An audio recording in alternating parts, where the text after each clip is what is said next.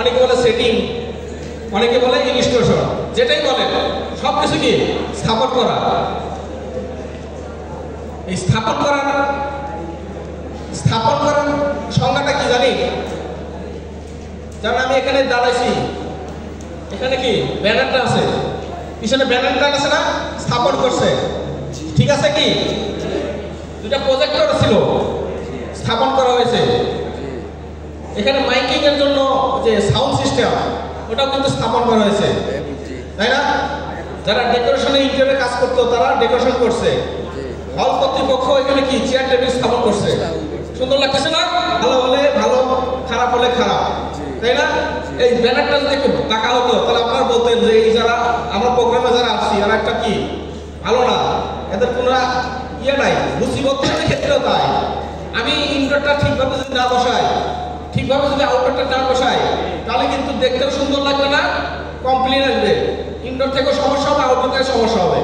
এই স্থাপন করার পদ্ধতিকে ইঞ্জিনিয়ারিং ভাবে দুই ভাগে ভাগ করা হয়েছে। দুই ভাগে, এক হচ্ছে কোড ইনস্টলেশন আর একটা নন কোড ইনস্টলেশন। যারা নতুন একটু নোট করে লিখে নেন, কাজে লাগবে, কিছুটা হলো কাজে লাগবে। নোটবুক দিয়েছি না, নোট দিয়ে নেন। স্থাপনকে দুই ভাগে ভাগ করেছে, একটা কোড ইনস্টলেশন, একটা নন ইনস্টলেশন, অর্থাৎ একটা আওয়ামী লীগ, একটা বিএনপি, মনে করেন, ঠিক আছে? এখন স্থাপনকে যে দুই ভাগে ভাগ করা হয়েছে, তাহলে কোনটা কিভাবে? কোড ইনস্টলেশনটা কি? কোড ইনস্টলেশন হচ্ছে সচরাচর মাদার কোম্পানি, অর্থাৎ গ্রিন, ধরেন কনকা, যে মাদার কোম্পানি আছে তারা একটা নির্দিষ্ট প্রোডাক্ট তৈরি করেছে, তাদের একটা গাইডলাইন আছে, তাদের ইঞ্জিনিয়ারিং যে আইটি ফার্ম আছে তারা যে কোয়ালিটি নিয়ে যে R&D গ্রুপগুলো যে স্থাপনের একটা যে দিক নির্দেশনা দিয়েছে, সেই দিক নির্দেশনা মেনে কাজ করার প্রক্রিয়াটাকে কি বলা হয়? কোড ইনস্টলেশন, ঠিক আছে? এরপর যারা কোনো গাইডলাইন মানে না, অর্থাৎ উস্তাদের কাছ থেকে শিখছি, উস্তাদ যেভাবে চলছে সেভাবে পিছে পিছে গেছি, ব্যাক টানছি, উস্তাদ এইভাবে ইনস্টলেশন করছে, এইভাবে গ্যাস ছাড়ছে, কোনো গাইডলাইন বানানো নাই।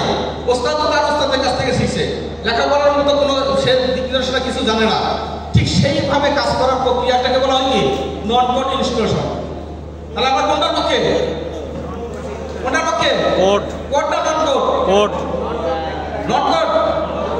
কই কেউ কোনো মুখের কথা ইয়ে নাই, সব কি মধু সেরে গেছে নাকি? কোড কি করতে হবে? কাজ করতে হবে। এখন গ্রিন বলতেছে যে প্রতি বছর তো আমরা কোড নিয়ে তো কাজ করি। আমার ধারণা মতে আমরা 100তে এখন 95% লোক, মানে 95 জন লোক আমরা কোড নিয়ে কাজ করি। অর্থাৎ আমরা 2018 সাল থেকে এই প্রোগ্রাম শুরু করেছি, তখন 100-র মধ্যে 5 ভাগ লোক ছিল কোড মানতো, আর বাকি ভাগ মানতো না, 95 ভাগ মানতো না। প্রথমটা কি? অধিকাংশ অভিযোগ বন্ধ করতে হবে। একটু লিখে নেন, ভালো লাগবে। এখানে আমার কোম্পানি না, যে কোম্পানি কাজ করেন কিংবা আপনি নিজে যেহেতু এই লাইনে আছেন, কাস্টমার সার্ভিস করবেন, যে কোনো বাসায় যাবেন, যে কোনো কাজ করবেন, আপনাদের মানতে হবে, কোয়ালিটি নিয়ে কাজ করতে হবে। প্রথমটা হচ্ছে কি? অধিকাংশ অভিযোগ বন্ধ করতে হবে। দ্বিতীয়টা, সময় এবং অর্থ সাশ্রয় করতে হবে। আমি ব্যবসা করতেছি, অভিযোগ বন্ধ করব। 2 নম্বরটা, সময় এবং অর্থ সাশ্রয় করতে হবে। 3 নম্বর, কাস্টমারের সাথে ভালো ব্যবহার করতে হবে। কাস্টমারের সাথে ভালো ব্যবহার করতে হবে। 3টা কি এখন কি মনে থাকবে? আমি মনে করি যে এটা আজীবন সবার ক্ষেত্রে, একজন ব্যক্তির ক্ষেত্রে মনুষ্যত্ব থাকে।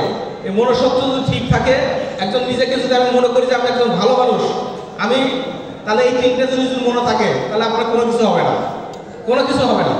আপনি সবসময় কি সবার আগে থাকবেন। প্রথম অভিযোগ বন্ধ করতে হবে। দ্বিতীয়, সময় এবং অর্থ সাশ্রয় করতে হবে। তৃতীয়, কাস্টমার সাথে ভালো ব্যবহার করতে হবে। এখন চোখ করে বন্ধ করেন, আমরা যখন বুঝবো যে এখানে লাগাইলে আসলে কি কোনো কাস্টমারের ক্ষতি হবে, আসলে কি আমার কোনো ক্ষতি হবে, আসলে কি কোম্পানির ব্র্যান্ডের কোনো ক্ষতি হবে। এই 3টা জিনিস যদি ভাবেন, তখন আপনার স্থির হবেন যে আসলে এখানে লাগাতে বলছে, এখানে লাগালে মনে ভালো, তাহলে আপনি লাগাবেন। দেখা যাচ্ছে এখানে না, ওই কোনায় লাগাতে বলছে, কারণ আপনি লাগাবেন। যদি কোনায় লাগাতে বলে কাস্টমার, হয়তো উনি জানে না, আপনি কোনায় লাগা দেন। আমি এখন কি আমার মনের মধ্যে অসৎ উদ্দেশ্য বা আমার সৎ না, আমি কোনায় লাগালে কি হবে? আমি বারান্দায় লাগাবো, সহজ, কোনায় লাগাইতে চলে আসলাম, হবে? তখন দেখা যাবে যে ঠান্ডা হচ্ছে না, প্রোডাক্ট ঠান্ডা হচ্ছে না। তখন কি করতে হবে? প্রোডাক্টটা আবার কাস্টমার অভিযোগ দিবে যে আমি রুমে লাগালাম, কোনায় লাগাইছি, কারণ আমার তো রুম তো ঠান্ডা হচ্ছে না। তখন কাস্টমার বলবে কি যে আমি তো ঠান্ডার জন্য কিনছি, আমার ঠান্ডা করে দেন। তখন আমরা যাবো যে দেখবো যে এখানে কোনায় লাগাইছে, রুমের মিডলে লাগানোর কথা, লাগাইছে কোনায়। তখন কি হলো? অভিযোগ সৃষ্টি হয়ে গেল না? ওই এসিটা কি করতে হবে? তখন এসিটা আবার খুলতে হবে, খুলে আবার নতুন করে লাগাতে হবে। আর লাগাবে কে? যে ভুল করছে সে লাগাবে। তখন দেখা যাচ্ছে ওই ওয়ার্কশপ আবার এই কাজটা করে দিচ্ছে। তখন কি তার সময় যাচ্ছে, অর্থ খরচ হচ্ছে। একটা কাজের ক্ষেত্রে কি বারবার টাকা দিবে? দিবে না। তাহলে সময় এবং অর্থ দুটো কি হলো? নষ্ট হয়ে গেল। তিন নম্বরটা যে কি অভিযোগ, কাস্টমারের সাথে ভালো ব্যবহার করা। আমাকে কাস্টমার বলছে সকাল 9টার মধ্যে আসতে, শোরুম থেকেও আগে বলে রাখছে যে 9টার মধ্যে আসতে হবে। এই কোয়ালিটি নিশ্চিত করতে গেলে প্রথম কাজ, আমি এয়ার কন্ডিশন নিয়ে যেহেতু আলোচনা করতেছি, প্রথম কাজ পার্সোনাল প্রোটেক্টিভ ইকুইপমেন্ট পিপিই ব্যবহার করতে হবে। স্ক্রিনে দেখা যাচ্ছে 5টা পিপিই দেওয়া আছে, দেখা যায় 5টা পিপিই কাজ কি জানি আমরা? প্রথমটা হ্যান্ড গ্লাভস। আমি ইলেকট্রিক লাইনে কাজ করতেছি, হ্যান্ড গ্লাভস করে কাজ করব। কারেন্ট শর্ট হওয়ার ভয় নাই, আমার কারেন্ট শর্ট খাবে না। আমি একটা ভারী একটা এসি আউটডোর হ্যান্ড গ্লাভস করলে আমার কোনো কিছু হবে না, ঠিক আছে? 3 নম্বর, এই চশমা না, আমি যেটা করছি এটা না, গগলস, মানে চোখকে সেফটি রাখার জন্য। আমি যখন ডিল করবো আমার চশমা লাগবে, না হলে কিন্তু আমার ধুলা ঢুকবে। এখানে আসি অনেকে চোখে ময়লা ঢুকছে না কাজ করতে, কি কারণে ঢুকছে? চশমা থাকলে ঢুকবে? ঢুকবে না। দাম কিন্তু বেশি না, 70 থেকে 80 টাকা, 100 টাকা হলেই সুন্দর সুন্দর গগলস পাওয়া যায়। আমি ডিল করার সময় কাজ করব, আমি গ্রাইন্ডিং দিয়ে যখন কাজ করব তখনও ধুলো আসতে পারে। গ্রাইন্ডিং এর যে ব্লেডটা আছে, ব্লেডটা চোখে লাগতে পারে, ঠিক আছে? চোখটা সাথে সাথে নষ্ট হয়ে যাবে। আমি ওয়েল্ডিং করতেছি, ব্লেজিং ওয়েল্ডিং করতেছি, আমি ঝালাই করতেছি, তখন আমার কিন্তু চশমা খুবই উপকারী। আমরা চশমা নিব। 3 নম্বরটা হেলমেট। হেলমেট এটা কি?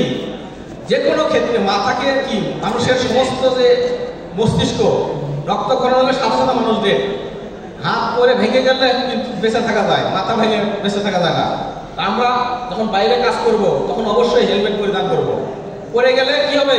মাথাটা আগে পড়লেও আমার কিছু সেফ, তাই না? ঠিক হেলমেটটা আমরা ব্যবহার করব। 4 নাম্বার মাস্ক। মাস্ক, যে আমি ধুলার কাজ করতেছি, আমার হাঁপানি রোগী, আমার যে কোনো ময়লা আমার শরীরে যদি ঠিক রাখি তাহলে কিন্তু আমার মাস্কটা কি ভালো। 5 নম্বর সেফটি বেল্ট। সেফটি, সব কিছু নাকি কি সেফটি। ঝুলে কাজ করবো না, ঝুলে কাজ করবো না, ঝুলে কাজ করবো না। যদি করতেই হয় তাহলে আমাকে সেফটি নিয়ে কাজ করতে হবে। কোনো অবস্থায় রশি আমার উস্তাদের হাতে দিব না, আমার সহকারীর হাতে দিব না। আমি দিলেও আমি নিজের একটা সেফ থাকবো, সেফটি বেল্ট আলাদা করে পরবো এবং অ্যাঙ্গেল কিংবা জানালার গ্রিলের সাথে আটকায় আমি কাজ করব। যদি কোনো কারণে ছেড়েও দেওয়া হয় আমি ঝুলবো, আমি পরে যাব না, আমার নিরাপত্তা থাকবে, ঠিক আছে? রাজি আছি 5টা কাজ করতে? টুলস, আমরা তো অনেক কাজ করি। টুলসের মধ্যে কি কি, মানে আমি এই দিকে তাকাবো না, তার সময়কে আমি কি দাম দিচ্ছি দ্রুত যেন আপনাদের ছাড়তে পারি। টুলসের মধ্যে প্রথম টুলস হচ্ছে আমাকে স্ক্রুড্রাইভার, স্ক্রুড্রাইভার, ফ্ল্যাট স্ক্রুড্রাইভার, নিয়ন টেস্টার, প্লায়ার, তারপরে রেঞ্জ, স্লাইড রেঞ্জ, ছোট বড় মাঝারি সব ধরনের রেঞ্জ, তাই না? তারপরে কি আমাকে ইকুইপমেন্টের মধ্যে যেতে হবে। আমাকে ক্লিপার মিটার, আমাকে gauge meter, hose pipe, flaring tools, vacuum machine নেই আমরা? কয়জনে নেই বলেন তো? সবগুলো যন্ত্রপাতি আমাদের কাছে থাকতে হবে, ঠিক আছে? তাহলে আমার কোয়ালিটি ইনস্পেকশন হবে। এই কোয়ালিটি ইনস্পেকশনের ক্ষেত্রে এয়ার কন্ডিশনকে 2 ভাগে ভাগ করা হয়েছে, একটা ইনডোর ইউনিট, একটা আউটডোর ইউনিট। Indoor, outdoor. আমরা একসময় উইন্ডো এসি লাগাইছি, তখন তো ইনডোর আউটডোর ছিল না। এখন উইন্ডোর যুগ শেষ, তাই না? এখন আসছে স্প্লিট টাইপ, তাই না? ঠিক এই স্প্লিট টাইপ এসিকে 2 ভাগে ভাগ করা হয়েছে, ইনডোর এবং আউটডোর। এখন যারা নতুন এই প্রোগ্রামে আসছেন, আগে আসেন নাই, তাদের ক্ষেত্রে এই জিনিসগুলো পয়েন্টগুলো একটু লিখে নেন। প্রথম কাজ হচ্ছে আমি একজন টেকনিশিয়ান হিসেবে অথবা আমি একজন ইঞ্জিনিয়ার হিসেবে আমি কাস্টমারের বাসায় যখন যাব, ফার্স্ট কাজ হচ্ছে আমাকে কি করতে হবে? রুমটা মেজারমেন্ট করতে হবে, রুম নির্বাচন করতে হবে, ঠিক আছে? তাহলে আজকে আপনাদের হাফ ইঞ্জিনিয়ার বানাই দেবো, হাফ ইঞ্জিনিয়ার হয়ে যাবেন। একজন ইঞ্জিনিয়ার যেভাবে কুলিং হিটিং লোড ক্যালকুলেশন করে ঠিক সেইভাবে আপনাকে কি করতে হবে, ক্যালকুলেশন করতে হবে। প্রথম কাজ হচ্ছে আমি রুমে যাব। স্যার আপনি কোন রুমে এসি লাগাবেন? এই রুমে। আচ্ছা ঠিক আছে, আমি রুমটা একটু দেখাবেন, দেখলাম।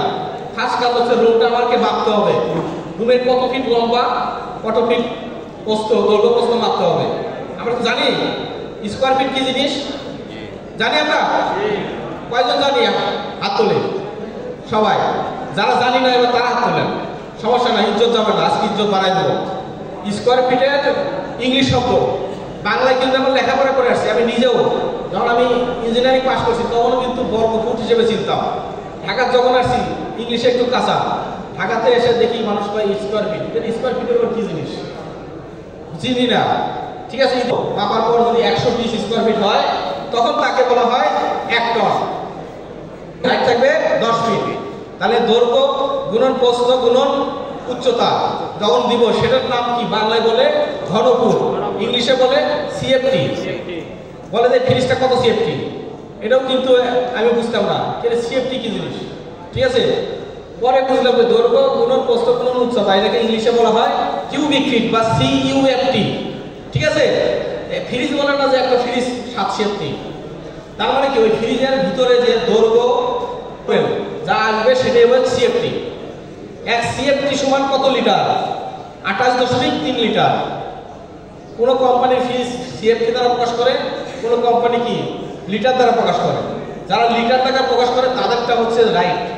অনেকে কি বলে একটা সিএফটিকে বড় বানায় দেয়।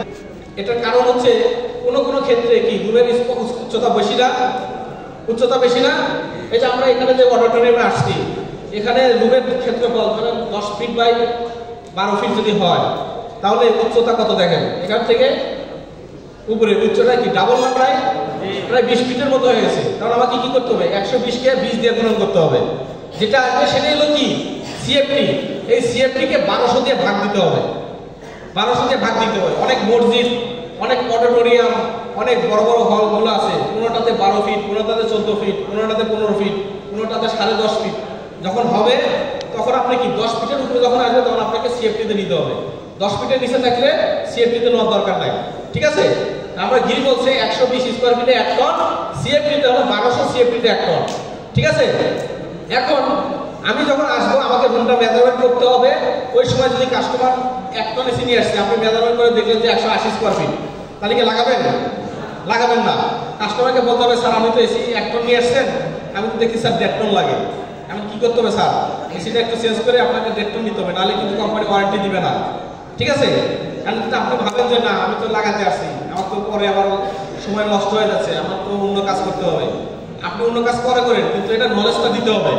না হলে কিন্তু দেখা যাবে যে এসি লাগানোর পর 1 টন এসি ঠান্ডা কম হচ্ছে, কমপ্লেইন করবে কাস্টমার যে আমার এসি ঠান্ডা কম হচ্ছে। তখন আমাদের ম্যানেজমেন্ট থেকে লোক যাবে, টেকনিশিয়ান যাবে, নতুন করে আপনারাই যাবেন কিংবা অন্য কোম্পানির লোক যাবে। ঠান্ডা হওয়ার কারণটা কি? রুমটা বেশি বড়। তখন কিন্তু এসিটা এসি কিন্তু চেঞ্জ করতে হবে। তখন চেঞ্জ করা সম্ভব? 1 টন এসি লাগাইছি পর 1.5 টন সম্ভব? একটা প্রোডাক্ট লাগানোর পর সেই প্রোডাক্ট কি আর বিক্রি করা যায়? যায় না। কিন্তু বাধ্য হয়ে কিন্তু এখন কিন্তু একটা দেশের আইন আছে, তাই না? কাস্টমার যদি ভোক্তা অধিকারের মামলা করে তখন কিন্তু ঠিকই চেঞ্জ করে দিতে হয়। ঠিক আছে, তাহলে ক্যাসেট কাউন্টার হয়, ফ্লোর স্ট্যান্ডিং হয়, ডাক্টের টাইপ হয় না, এবং বিয়ারের টাইপও হয়, হয়তো। তাহলে আমাকে কি ওয়াল মাউন্টের কাজ কি? ওয়ালে বসে, তাহলে ওটা কি ওয়ালে বসবে, সেখানে আমাকে ওয়ালে যদি বসাতে যায় সেখানে আসলে কি ওয়াল আছে কিনা, সেখানে ওয়ালের উপরে যেখানে বসাবো সেখানে বাতাস টানার জন্য কি জায়গা রাখতে হবে, উপরে জায়গা রাখতে হবে, তাই না? সেই জায়গাটা আছে কিনা। ঠিক আছে, সেখান থেকে পানি লাইনটা দিতে হবে, পানি লাইনটা কি ওখান থেকে পাস করা যাবে কিনা সেটা দেখতে হবে। সেখান থেকে ইলেকট্রিক্যাল লাইন নিতে হবে, ইলেকট্রিক লাইনটা কি নিতে পারবো কিনা সেটাও দেখতে হবে।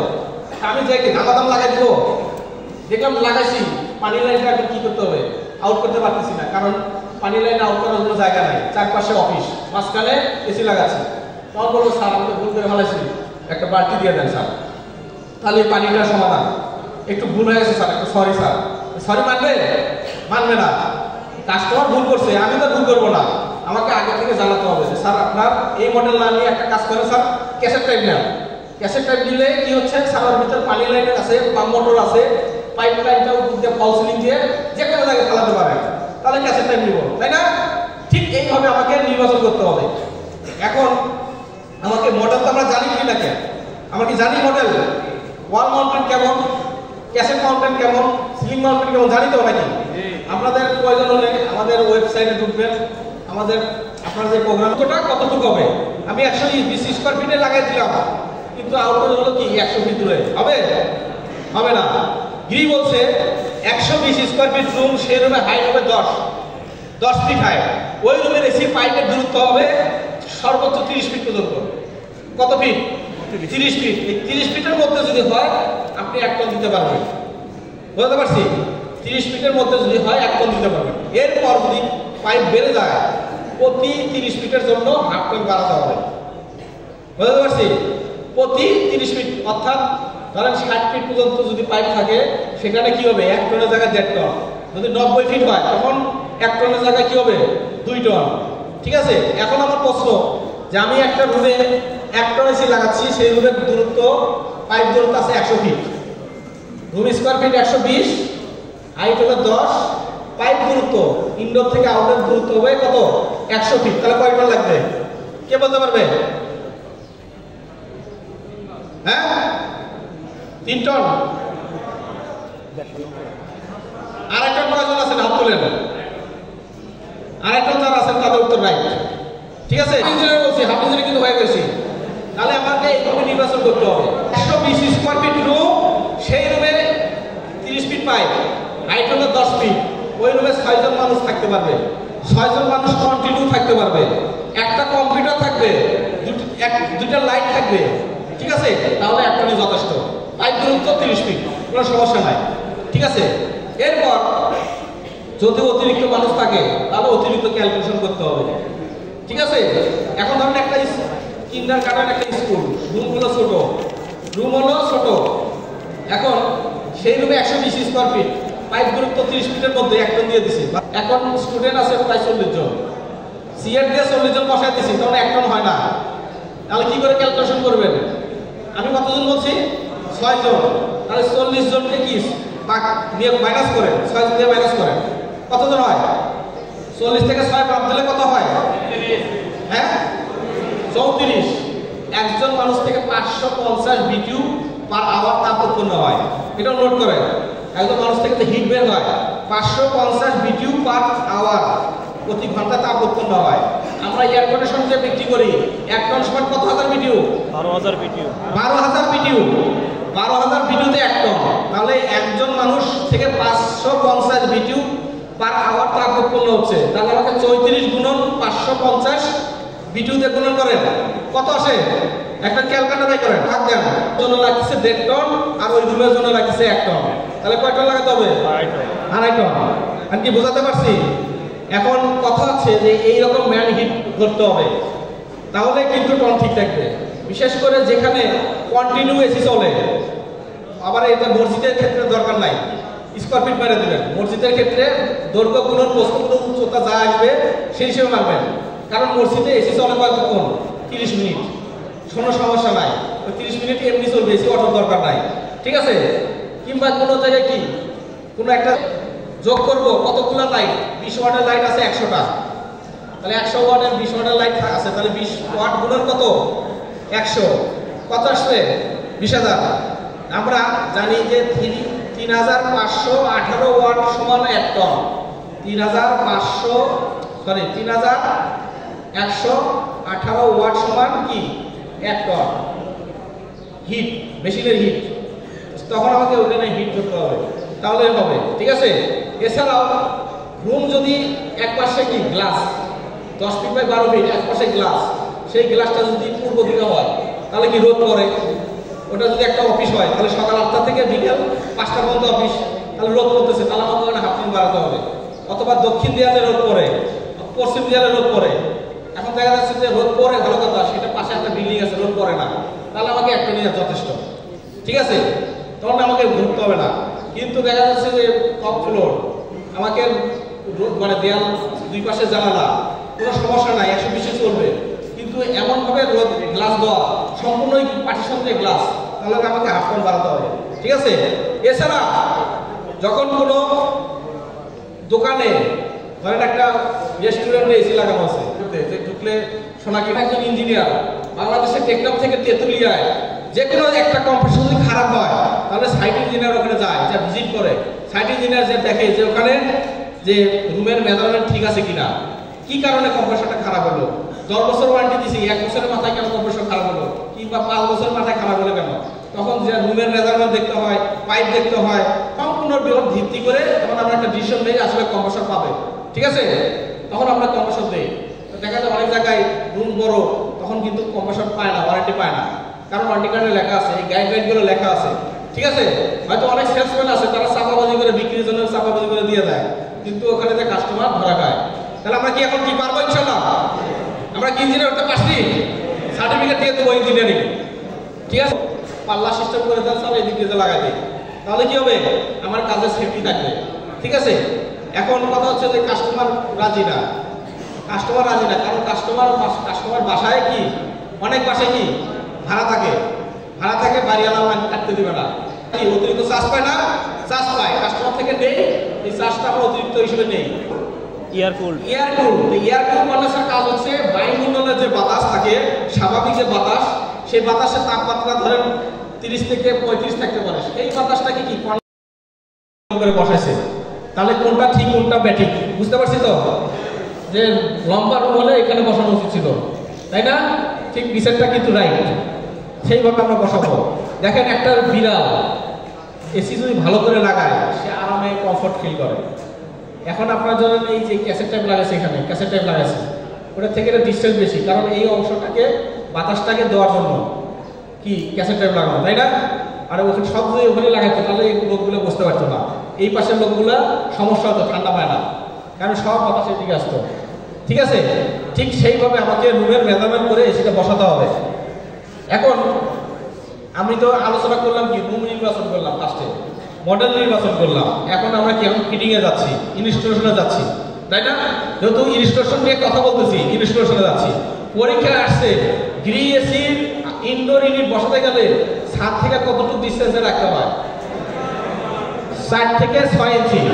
আমাদের গ্রি বলছে 6 ইঞ্চি, আমি বলতেছি, আমার কোম্পানি বলতেছে যেহেতু বাংলাদেশের প্রেক্ষাপটে কি ভিন্নতা আছে, হাইট কম, ডিজাইন থাকে, বিম থাকে, কেউ গাইডলাইন মানে না, যার কারণে সিলিং এর হাইট কম হয়ে গেলে কি হয়? এসির সমস্যা হয়।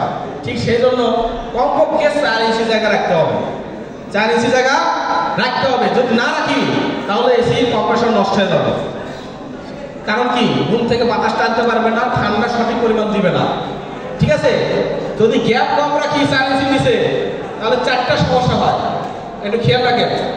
সিলিং এ যদি 2 ইঞ্চি জায়গা রাখেন, 2.5 ইঞ্চি জায়গা রাখেন, 3 ইঞ্চি জায়গা রাখেন, 3.5 ইঞ্চি জায়গা রাখেন, 4টা সমস্যা হবে। প্রথম সমস্যা, রুম থেকে বাতাস টানতে পারবে না, এসি যখন টানতে না পারবে তখন শব্দ করবে, শব্দ করবে। নতুন এসি লাগাইছেন কিন্তু মনে হবে যে আজ থেকে 1 বছর আগে এসি সার্ভিসিং করা নাই, সেই জন্য শব্দ হচ্ছে। তাহলে কি জায়গা কম থাকলে প্রথম সমস্যা শব্দ করবে। দ্বিতীয় সমস্যা, এই যে শব্দ করতেছে, এই শব্দ কারণে কি ফ্যান যে রানার ফ্যান মোটর আছে না, হলো তো একটা মোটর, সে মোটরে যে আরপিএম আছে সে প্রতি মিনিটে এত মিনিট 1000 বার ঘুরবে, সে দেখা যাচ্ছে যে সে ঘুরতে পারতেছে না, কারণ বাতাস টানতে পারতেছে না। এর কারণে কি হচ্ছে? ফ্যান মোটর গরম হয়ে যাচ্ছে, ফ্যানের আরপিএম অনুযায়ী সে ঘোরার প্রতি এরকম ঘুরবে, মিনিটে সে 1000 বার ঘুরবে, সে ঘুরতে পারতেছে না, তখন কিন্তু ফ্যান মোটর গরম হয়ে যাবে, ফ্যান মোটর নষ্ট হয়ে যাবে। তখন গিরি এসিতে সিগন্যাল দিবে H6 মানে ফ্যান মোটর সমস্যা, ফ্যান মোটর গরম হয়ে গেছে, ঠিক আছে, বলবে যে তাড়াতাড়ি ঠিক করো, তখন না করলে ফ্যান মোটর নষ্ট হয়ে যাবে। দ্বিতীয় সমস্যা। 3 নম্বর সমস্যা, যখন আপনি এই এসি এইভাবে জায়গা কম রাখছেন তখন কি হবে? ইভোভেটরের কাজ কি ছিল? ইভোভেটরের কাজ হচ্ছে রুম থেকে তাপ নেবে, সে তরল হয়ে যখন কন্ডেন্সারের তরলটা যখন ইভোভেটর ঢুকে রুম থেকে তাপ দিয়ে কি হয়?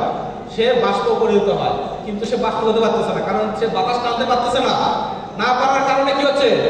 ওই বাষ্প তরলি থেকে যাচ্ছে, তখন কি হচ্ছে? অতিরিক্ত আইস জমে যাচ্ছে।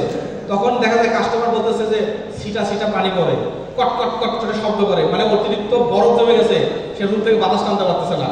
ঠিক আছে? তাহলে কি হচ্ছে, বাতাসটা পানি কিন্তু ড্রেন লাইন হচ্ছে কিন্তু রুমে সিটে সিটে পানি পড়তেছে। 3 নম্বর। চতুর্থ সমস্যা, ইনডোর সার্ভিসিং করা যায় না, ইনডোরে কাভার খুলতে পারে না। 4 ইঞ্চি জায়গা হলে কাভার খোলা যায়, কিন্তু এর কম হলে কাভার খুলতে পারে না। যে ব্যক্তি সার্ভিসিং করতে যায় তার প্রচুর সমস্যা হয়, সে খুলতে যায় কি করে, লক ভেঙে ফেলায়। ঠিক আছে? তাহলে আমরা কি রাজি আছি 4 ইঞ্চি জায়গা রাখবো তো? একটু সবাইকে অনুরোধ করতেছি, এক সময় এসির বাতাস থেকে সামনে থেকে বাতাস টানতো, এখন গ্রি এসি সম্পূর্ণ ডিজাইন সুন্দর করার কারণে বাতাসটা টানার জন্য জায়গা রাখছে উপরে। ঠিক আছে? তা আমরা এই জন্য জায়গাটা রাখবো। এরপর ডানে বামে অবশ্যই কিছুটা হলেও 6 ইঞ্চি জায়গা থাকতে হবে, যেখানে বসায় কোনো ডিজাইন থাকতে পারে, যে কোনো কি আর্কিটেক্টের ডিজাইন থাকতে পারে, সেই জন্য আমাকে ক্লিয়ার খোলা করার জন্য 6 ইঞ্চি জায়গা রাখতে হবে। এবং ফ্লোর থেকে বাচ্চারা যেন ধরতে না পারে, সেই জন্য প্রায় 8 ফিট উচ্চতায় লাগাবো। অনেকে এসি লাগায় খাটের উপর, বাচ্চারা কি করে হাত দিয়ে ধরে কিন্তু এই আমার অনেক কমপ্লেন আছে, এই এলাকার আছে, যে বলে যে বেশ রানারটা ভেঙে গেছে, 1 বছর পরে ওই বাচ্চারা ধরছে, হয়তো হাত কেটে গেছে বলে নাই, ব্লেডটা ভেঙে গেছে, রানারের ব্লেড, অথবা একটা পেন্সিল ঢুকাই দিছে, কলম ঢুকাই দিছে, কিংবা ক্রিকেটের ব্যাট ঢুকাই দিছে, চালু আছে। আমি ইন্ডোর নির্বাচন করলাম, এখন দেখতেছি এটা কি বেস প্লেট, চিনি এটা বেস প্লেট। এই বেস প্লেটের ক্ষেত্রে আমাদের প্রতিষ্ঠানের পক্ষ থেকে ভিতরে স্ক্রু দেওয়া থাকে 5টা, তাই না? 5টা কিংবা 6টা। আর আমরা আপনাদের কাছে অনুরোধ, সেখানে ড্যাম দেয়াল, যে দেয়ালে কি অনেক পুরাতন একটা স্কুলে সরকারি অফিস আদালত, সেখানে যখন বিল্ডিং তৈরি করছে কন্ট্রাক্টর খালি বালু দিয়ে করছে, লাগাতে হবে। ঠিক আছে? লাগাই দিতে হবে, কারণ এসিটা যেন না খুলে আসে, প্রথম কাজ। দ্বিতীয় কাজ, এই বেস প্লেট বসানো নিয়ে অনেক ধারণা আছে, অনেক টেকনিশিয়ানের ধারণা আছে যে পানি যদি একটু ডানে যায় বেস প্লেট একটু ঢালু করতে হয়, আছে না? এটা কি ঠিক? কয়জন মানি এটা ঠিক নাকি ব্যাটিং? ব্যাটিং অর্থাৎ ডানে রাখলে কি হলো, তাহলে আমারটা বাঁকা দেখা গেল, মোটরটা কিন্তু তখন বাঁকা একটু টাল হয়ে গেল, তাই না? রানারটাও একটু টাল হয়ে গেল, রানারের বুস্টটাও টাল হলো, বিয়ারিংটাও টাল হয়ে গেল। আমার কথা হচ্ছে যে এসি আমার এমনভাবে সেট আপ করা আছে, মাদার কোম্পানি তারা মিডলে বসাবে, মিডল করে বসাতে হবে। ঠিক সেই ধরনের পানি লাইন ডানেও নিতে পারবেন, বামেও নিতে পারবেন, সেইভাবে পয়েন্ট করা আছে। ঠিক আছে? তাহলে সমানভাবে কি ওয়াটার লেভেল দিয়ে বসাবো। 3 নম্বর, গ্রি এসিতে ড্রেন লাইন থাকে কি 2 পাশে, ডানে এবং বামে, থাকে না? আমি এখন এসি সিদ্ধ করছি ডান পাশে, কারণ কি, তাহলে আমাকে ডান দিকে কি পানি লাইন নিতে হবে। অনেক ধরনের টেকনিশিয়ান আছে যারা ফাঁকিবাজ, তারা কি করি বাম পাশের ড্রেন লাইনটা নিয়ে এসে ডান দিকে বের করে দিই, এটা কি ঠিক না। কারণ হচ্ছে এই ড্রেন লাইনটা খুলে কিন্তু ডানে আনা যায় না। ক্লাম আছে, একটা নোজ ক্লাস দিয়ে ক্লামটাকে আমি 2 মধ্যে চাপ দিব, চাপ দিলে কি হবে, আজ থেকে টান দিব, ড্রেন লাইনটা খুলে আসবে, পরে আমি এই পাশে লাগাবো। অনেকেই এই কাজটা না করার কারণে দেখা যাচ্ছে এই পাশ থেকে জোড়া দিয়ে দেয়, তখন কিন্তু সমস্যা হয়। এখন প্রশ্ন, আপনি ড্রেন লাইন কেন 2 পাশে দিয়েছেন, এটা আমাকে প্রশ্ন করেন। সেক্ষেত্রে প্রশ্নের উত্তর হচ্ছে যে কপার পাইপটা কি এইভাবে ভাঁজ করা থাকে এবং ড্রেন লাইনটাও এই পাশে ভাঁজ করা থাকে, কারণ প্যাকিং করার জন্য রেস্টুরেন্ট যখন ইনটেক প্রোডাক্ট লাগানো হয় তখন ড্রেন লাইন এবং কভার পাইপ একসাথে যদি লাগায় তাহলে কিন্তু উঁচু হয়ে থাকবে, তাই না?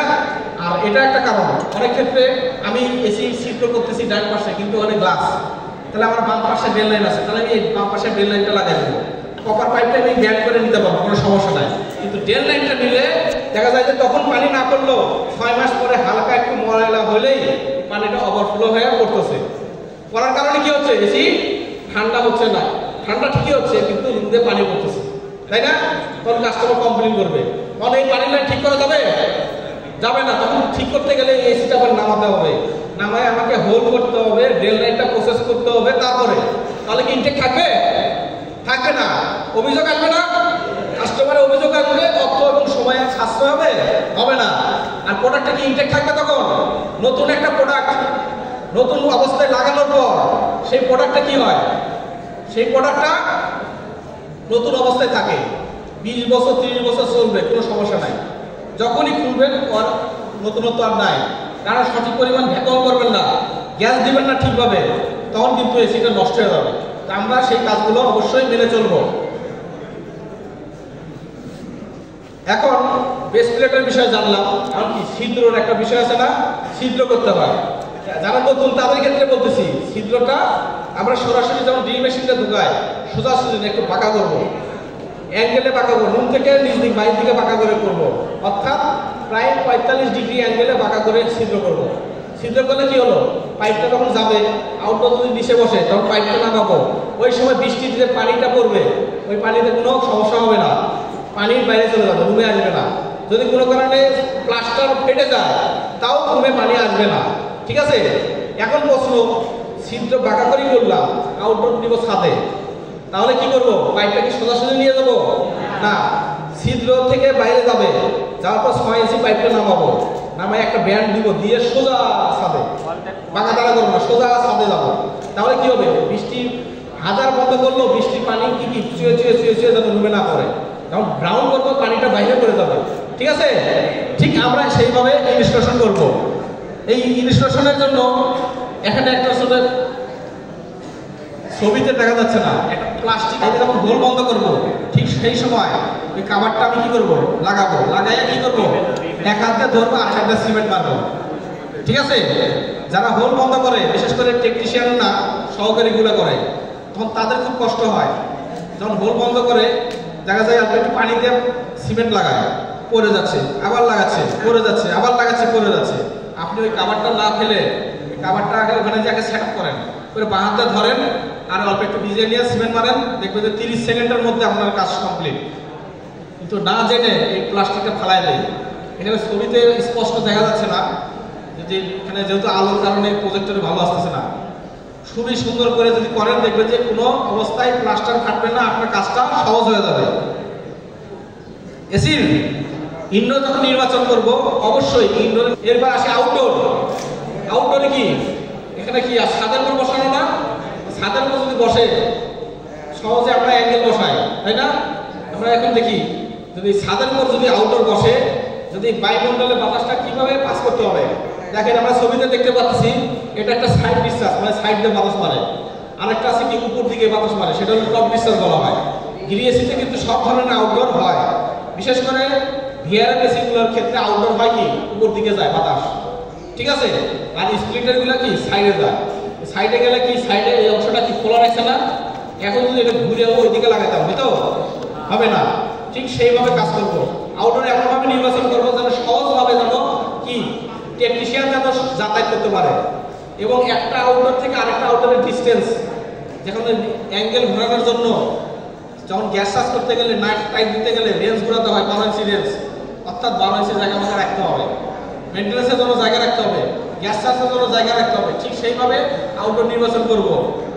এরপর দেখি আউটডোর নির্বাচনের ক্ষেত্রে আরেকটা আপনাদের কাছে বিশেষভাবে একটা অনুরোধ থাকবে। প্রতি বছর এই কমপ্লেইন আসে, প্রায় আমাদের ঢাকাতে আমি যত বসি সার্ভিস সেন্টারে প্রায় 250 থেকে 300 এসি আমাদের সার্ভিস সেন্টারে আসে, যেটা হচ্ছে কনস্ট্রাকশন বিল্ডিং কাজ করে। ধরেন একটা বিল্ডিং 5 তলা বিল্ডিং ফাউন্ডেশন দিয়ে কাজ শুরু হয়ে গেছে, একতলা কমপ্লিট উনি ভাড়া দিয়ে দিচ্ছে কিংবা বিক্রি করে দিচ্ছে, দেখা যাচ্ছে যে কিনছে সে কি করছে একটা শোরুম করে ফেলছে, এসি লাগাচ্ছে, বাইরে আউটডোর লাগাচ্ছে, এখন বিল্ডিং এরও কাজ চলতেছে, এসিও লাগাচ্ছে, তাই না। ঠিক ওই সময় কনস্ট্রাকশনের যে সিমেন্ট প্লাস্টার রড বালু সিমেন্ট ইট পাটকেল অনেক কিছু করে না, ঠিক সেই ক্ষেত্রে আপনাদের কাছে একটা অনুরোধ, এইরকম জায়গায় যদি কোনো এসি লাগানো হয় অবশ্যই কাস্টমারকে বলবেন যে স্যার আপনি এখানে এসি লাগাচ্ছেন, উপরে তো কাজ চলতেছে, আপনার এসিটা তো নষ্ট হয়ে যাবে, হবে না। আমি একটা মোটরসাইকেল কিনছি, মোটরসাইকেলে যখন রোদে পড়ে তখন কি ভালো লাগে, ভালো লাগে না, তখন মনে হয় ডাস্ট কাভার দিয়ে ঢেকে রাখি, তাহলে কি কালারটা ঠিক থাকবে, এটাই তো নাকি। যে এসি লাগাবে তাকে যদি বলেন যে স্যার একটা এরকম একটা ছাউনি করে দেন এসিটা সেফ থাকবে, তাহলে কিন্তু ঠিক। এই ক্ষেত্রে কি হলো, আপনার একটা কাজ করলো, তখন বলবো যে আপনি একটু করে দেন না, তখন কিন্তু আপনি অ্যাঙ্গেল দিয়ে করতে পারেন। এই সামান্য সতর্কতা আপনাদের মাধ্যমে কাস্টমারকে কি পৌঁছায় দিতে হবে, তাহলে কিন্তু এসিটা নষ্ট হবে না, এসিটা ঠিক থাকবে।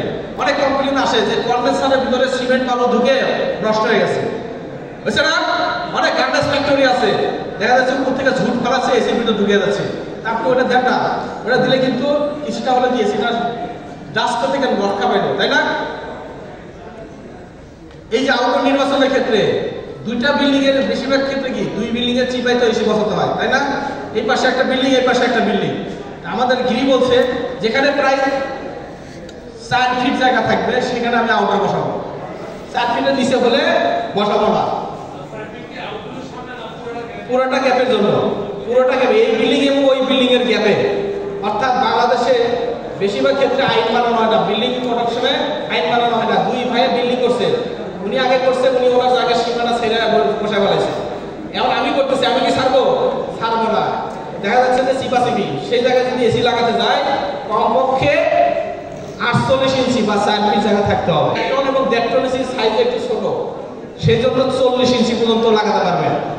1 টন এবং 1.5 টন, অর্থাৎ 40 ইঞ্চি যদি জায়গা থাকে তাহলে 1 টন 1.5 টন লাগাতে পারবেন। কিন্তু 2 ton, 2.5 ton, 3 ton, 4 ton, 5 ton লাগানো যাবে না, যাবে না, যাবে না। লাগাবেন তাহলে ওই এসির কম্প্রেসর খারাপ হবে, কমপ্লেইন আসবে। তাহলে কোয়ালিটি কি ঠিক থাকবে? থাকবে না। ওই প্রশ্ন তিনটা প্রশ্ন খালি মনে রাখবেন যে আমি কাজ করতেছি, আমার তো 3টা কোয়ালিটি ঠিক থাকলো না। আমার এত সুন্দর করে গাইডলাইন মানলাম, কিন্তু এসি লাগবে 50 টন। ঠিক আছে? এখন ওই বিল্ডিং এর সিস্টেম রাখছে কি, আউটডোর বসানোর জন্য করিডোর রাখছে, 20 ফিট বাই 4 ফিট একটা করিডোর রাখছে, ওখানে আউটডোর গুলো বসবে। এখন যে কোম্পানি কিনে নিছে ফ্ল্যাটটা, সেই ফ্লোরটা কিনে নিছে, সেই কোম্পানি কি করছে, ফ্লোরে যে এসি যে ডিজাইন করছে প্রায় 50টা রুম, মানে প্রশাসনে এসির ক্ষেত্রে 20টা রুম করছে। প্রতিটা রুমে 1 টন করে লাগবে। আরো আদার্স যে রুমগুলো আছে সেগুলো এসি লাগবে না। দেখা যাচ্ছে যে 30টা ইনডোর বসবে, 30টা এসি বসতেছে। তাহলে কি স্প্লিট এসি সম্ভব এখানে লাগানো? আউটডোর লাগানো সম্ভব? ওই জায়গায় 20 ফিট বাই 4 ফিট লাগানো সম্ভব? লাগানো যাবে। 5 টন করে যদি আমি 5টা এসি লাগাই, কি সরি 10টা এসি লাগাই, তাহলে কি 5 10 50 সম্ভব। কিন্তু ছোট ছোট এসি করলে কি আমাকে গেঁদাগেঁদি করে লাগাতে হবে না? লাগালে তখন কিন্তু সমস্যা, বাতাস বেরোবে না। ঠিক এইরকম একটার পিছে আরেকটা লাগাতে হবে। লাগালে কি চলবে এসি? চলবে না। ঠিক এইরকম ক্যালকুলেশন করার জন্য যদি ওইরকম কোনো পরিস্থিতি সৃষ্টি হয় তখন কি করতে হবে? ভিআরএফ এসি লাগাতে হবে। ভিআরএফ একটা আউটডোর অনেকগুলো ইনডোর চলে, তাই না? ঠিক ভিআরএফ এসি যদি হয় 50 টনের, আমি কি করবো? 2টা 25 টনের আউটডোর লাগাই দেবো। 50টা রুমে যদি 50টা রুম করে 50টা ইনডোর দেওয়া হবে। জানি আমরা ভিআরএফ সম্পর্কে জানি, গিরি এসিটা আছে আমাদের। আমাদের এসি 1 টন থেকে 1000 টন পর্যন্ত এসি হয়। সব ধরনের মডেলের এসি আছে, যেখানে যেটা লাগবে সেইভাবে আমরা কাজ করব। এসি লাগানোর একটা সতর্কতা, যেখানে লবণাক্ত জায়গা থাকে, লবণাক্ত জায়গা, সেখানে আমরা এসি লাগালে এসি জং ধরে যায়, লিকেজের পরিমাণ বেশি থাকে। এসি লাগানোর জন্য আরেকটা সতর্কতা, যেখানে আগুন, সেখানে এসি বসানো যাবে না। আমরা ছাদ দেখেছে না যে গ্যাসের কি ধর্ম? গ্যাস একসময় সিএফসি ছিল, কিন্তু সেই গ্যাস আগুনে জ্বলতো না। আর এখনকার গ্যাস পরিবেশ বান্ধব, কিন্তু আগুনে জ্বলে, আগুনের সংস্পর্শে আসে। ঠিক সেই জায়গায় আমরা আউটডোর লাগাবো না। অর্থাৎ রান্নাঘর থাকতে পারে কিংবা কমার্শিয়াল স্পেস থাকতে পারে, সেখানে লাগালে কিন্তু বিস্ফোরণ হবে। ঠিক আছে? এসি ইনস্টলেশন গেলাম, ইনস্টলেশনের একটু ধারণা কি পাইছি আমরা? তাহলে আমরা আসি এখন পাইপিং। পাইপিং কি জিনিস? ইনডোর আউটডোর নির্বাচন করলাম, সব কিছু মেনে চললাম। এখন কি পাইপিং এর মানতে হবে। পাইপিং এর ক্ষেত্রে হলেই সবচেয়ে বাজারে সবচেয়ে ভালো মানের পাইপ আমাকে লাগাতে হবে। এসির সাথে 1 টন থেকে 2 টন পর্যন্ত গিরি এসির সাথে পাইপ থাকে। কয় ফিট? 10 fit, 4 metre. 1 মিটার সমান 3.28 ফিট, অর্থাৎ 3 ফিট। 4 মিটার সমান ধরেন কমপক্ষে 14 ফিট পাইপ থাকে। কত ফিট? 14 ফিট। 2.5 টন থেকে 5 টন পর্যন্ত 5 মিটার পাইপ থাকে, অর্থাৎ প্রায় 16 ফিট পাইপ থাকে। জানি আমরা? জানি। তো দেখবেন যে এসির যে পাইপটা হয় 0.8 মিলিমিটার থিকনেস, অনেক মোটা পুরুত্ব, সোনার মতো। ঠিক আছে? এবং অরিজিনাল পাইপ 0.8 মিলিমিটার থিকনেস। এই পাইপটা সহজে ব্যান্ড করা যায়, সহজে ফ্লাইং করা যায়, সহজে সোয়াজিং করা যায়, সহজে ওয়েল্ডিং করা যায়। এখন যখন আমি 100 ফিট পাইপ লাগবে, তখন আমি লোকাল পাইপ কিনতে হবে, সেটাও কিন্তু ভালো মানের পাইপ কিনতে হবে। ঠিক আছে? যেমন আমরা আমাদের প্রতিষ্ঠান থেকে ভালো মানের একটা ব্র্যান্ড আছে, কি নাম? থিকনেসের পাইপ আমরা কি ইউজ করব। যদি না করি তাহলে কি হবে? পাইপ ব্যান্ড হয়ে যাবে, লিক হবে, জয়েন্ট ভালো হবে না, লাইন ভালো হবে না, সোয়াজিং ভালো হবে না। তাহলে কি হবে? কোয়ালিটি ঠিক থাকবে? থাকবে না। আমি খালি ধান্দা করলাম, কিন্তু আমার কোয়ালিটি ঠিক থাকলো না। অর্থাৎ 6 মাস পরে লিকেজ হয়ে গেল, অথবা পাইপ এমনভাবে ব্যান্ড করেছি যেটা ট্রান্স করে ফেলছি, গ্যাস সার্কুলেশন হচ্ছে না। ঠিক আছে? আমরা কিন্তু অনেক কমপ্লেন পাই, পাইপ জোড়া দিছি, লিকেজ হয়ে গেছে গা। গ্যাস চলে গেছে, তখন আমরা কিন্তু ওটা কাজ করি না, ঠিক আছে? তখন বলি যে কে ফিটিং করছে তা করে। পাইপের সাথে যে ইনসুলেশন থাকে হলো 0.38 থিকনেসের, মানে পাতলা ইনসুলেশন থাকে অরিজিনাল পাইপের সাথে, তাই না? এখন কথা হচ্ছে যে আপনারা একটা চিকন দেন কেন? হতে পারে এটা প্রসেসিং এর কারণে চিকন দেওয়া হয়, যেখানে 10-12 ফিট পাইপ লাগে সেখানে 38 থিকনেসের ইনসুলেশন দিলে কোনো সমস্যা হয় না। কিন্তু যেখানে পাইপ 100 ফিট সেখানে কিন্তু আমরা যে এক্সট্রা পাইপ লাগাই, এক্সট্রা ইনসুলেশন দেই, সেখানে 1/2 ইঞ্চি থিকনেসের ইনসুলেশন দেই। কত ইঞ্চি?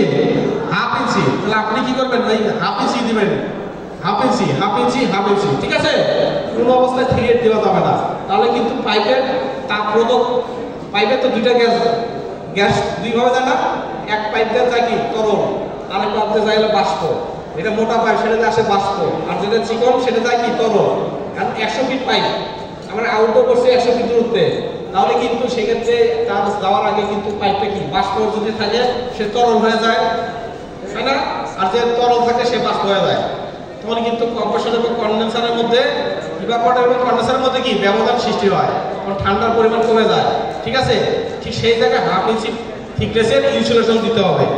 এখন আমার কাছে রিকোয়েস্ট, যেখানে পাইপ দূরত্ব বেশি, অর্থাৎ এক্সট্রা পাইপ লাগাচ্ছি, যদি রুমের ভিতর দিয়ে এসে যায়, রুমের ভিতর দিয়ে যদি যেমন এই ফলস লিঙ্কে পাইপটা না হয়, ঠিক সেই জায়গায় 1/2 ইঞ্চি না 3/4 থিকনেসের ইনসুলেশন দিতে হবে।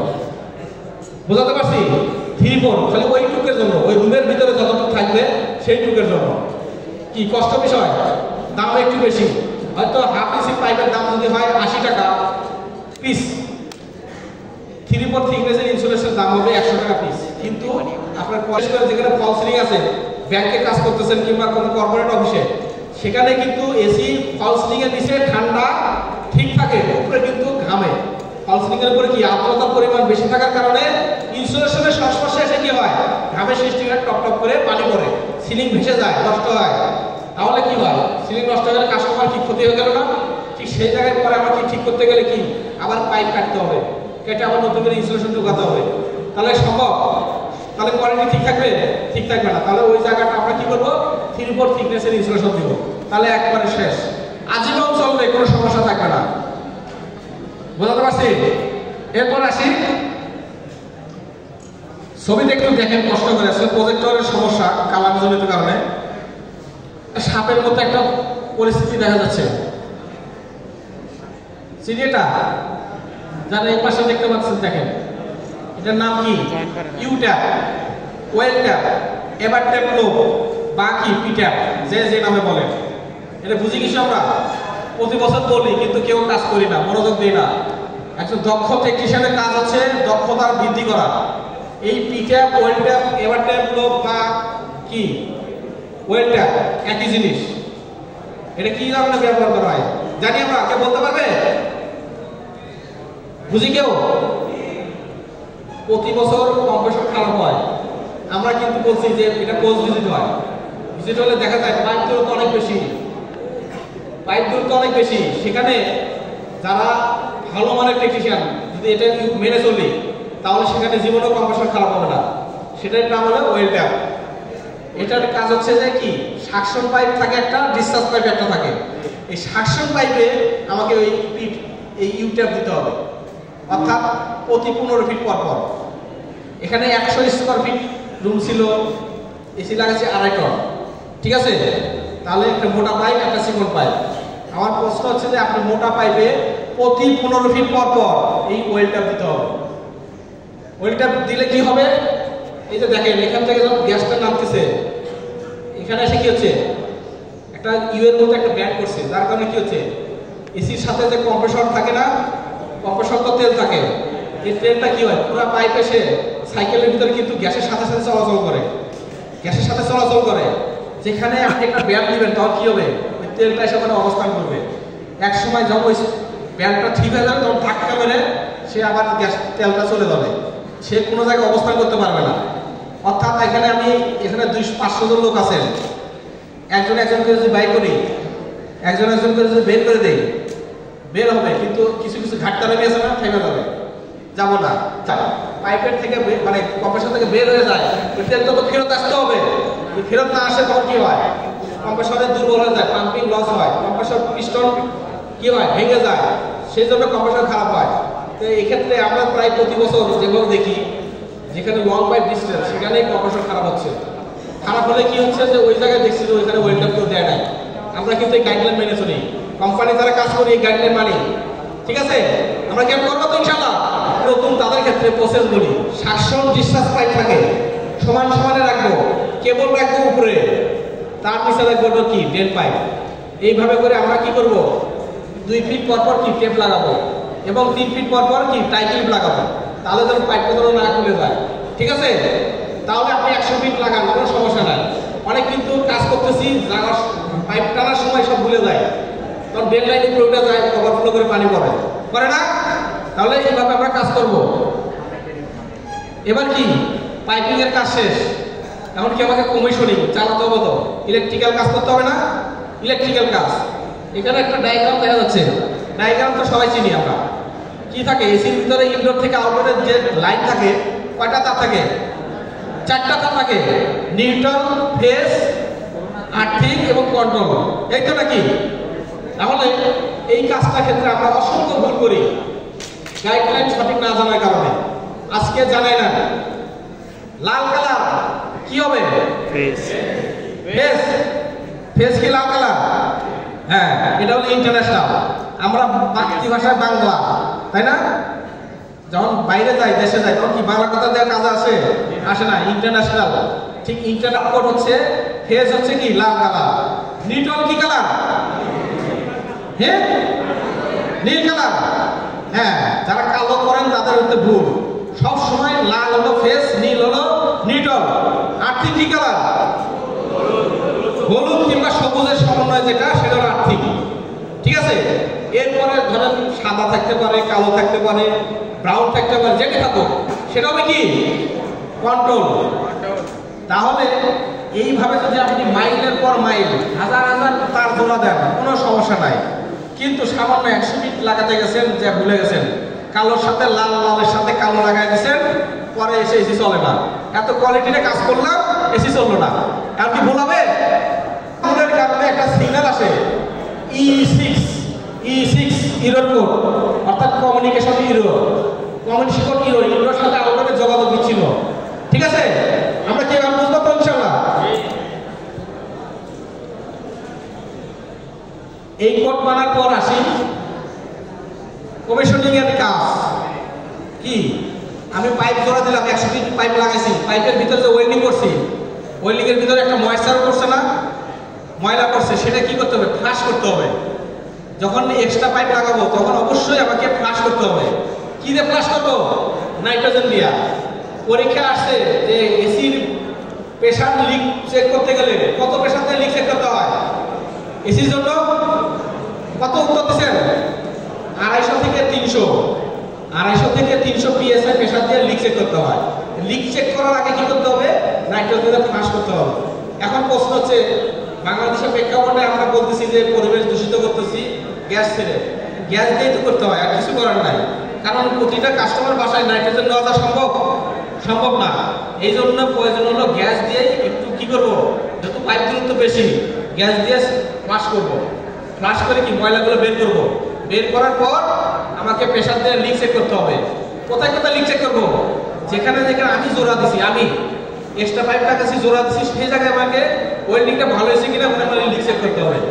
এখানে মেশিনের কন্ডেন্সার ইভাপোরেটর যে জয়েন্টগুলো চেক করতে হবে না, অর্থাৎ আমি যে এক্সট্রা পাইপ লাগাচ্ছি ঠিক সেই জায়গায় আমাকে লিক চেক করবো, ঠিক আছে? এরপর কি করবো? ভ্যাকুয়াম করতে হবে। ভ্যাকুয়াম, ইভাকুয়েশন বা ভ্যাকুয়াম করি আমরা। আগে এক সময় বাইক গ্যাস ছিল, বড় বড় ওস্তাদরা তারা ভ্যাকুয়াম করতো না, এখন কিন্তু করতেই হবে। একেবারে বলতে হয় করবো না, তাহলে কিন্তু সমস্যা, ভ্যাকুয়াম করতেই হবে। যারা নতুন তাদেরকে বলি ভ্যাকুয়ামটা কি জিনিস, অর্থাৎ বায়ু শূন্য করা। পাইপ লাইনের ভিতর থেকে বায়ু শূন্য করতে হবে। বায়ু শূন্য যদি না করি তাহলে কিন্তু কি হবে? ভ্যাকুয়াম হবে না। সবার পাশে টিউবওয়েল আছে না? টিউবওয়েলে যদি পানি না থাকে তখন কি করতে হয়? ভিতরে বায়ু ঢুকছে, তার কারণে পানি আসতেছে না, টানতেছেন পানি আসতেছে না, তখন কি করতে হয়? পানি ঢালতে হয়। পানি ঢালার পর আস্তে আস্তে এরকম করার পরে কি হয়? বাতাসগুলো বের হয়ে আসে, ওখানে পানি ঢুকে যায়, ঢুকে যে কি হয়, এক সময় ভকক করে পানি বেরোচ্ছে, বের হয় না? বের হয়। হাত লাগালে ঠান্ডা বোঝা যায়, কিন্তু তাপমাত্রা কমে না এই ভ্যাকুয়ামের কারণে। আমরা কি করবো তো ভ্যাকুয়াম? ওকে, এখন আর কি গ্যাস ছাড়ার প্রসেস। গ্যাস ছাড়বো, গ্যাস চার্জিং লাইনে হোস পাইপ লাগাবো, চার্জিং লাইনে দেখবো গ্যাসটা ছাড়বো।